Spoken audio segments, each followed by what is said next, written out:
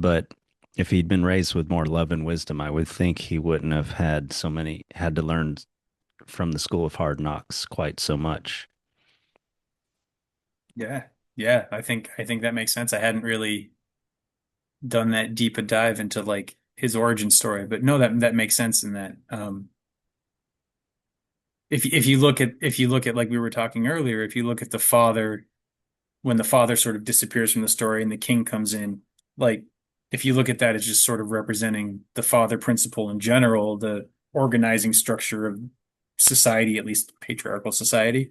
But society in general, the father is usually more the mother is Mm, the like traditionally speaking, hunter-gatherer period. The mother is going to be more taking care of the kids, and the father's going to be more out of the mm, house, although I'm sure there was more leeway there than we like to think there was. mm, Um, but archetypally, the father is usually something about how to interact with the greater world, mm, and the mother is more about how to take care of yourself or be taken care mm, of or be in the home or be in the village. mm. Um, and so to have sort of a father principle that doesn't teach you that Yeah. doesn't give you that sense of how to be in the world and how to be a man and how to be strong, Yeah. then you end up looking for help. You end up, having to learn the hard way because you didn't have the data as a child. You weren't instructed in the ways that would have led you to be responsible in the way that Yeah. like that you could be. Yeah. Yeah.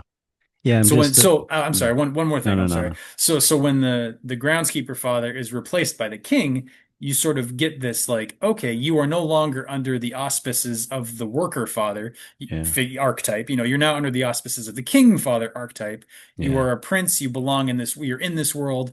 Oh, but you don't know how to relate in this way because your father was so Yeah. Yeah. amiss. He did That's not right. instruct Yeah. you.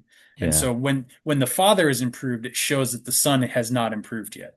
Yeah. And so he can't step into that new world until he goes on an adventure, learns guile, works hard, stands up for himself, and then takes care of other people, takes care of the poor. And then he's ready to like be the prince under the king, married the princess. Like he's able to step into that more noble realm, which, in those days, I think there was a stronger link between uh the nobility as being sort of like a higher symbol, a symbol of a higher level of humanity.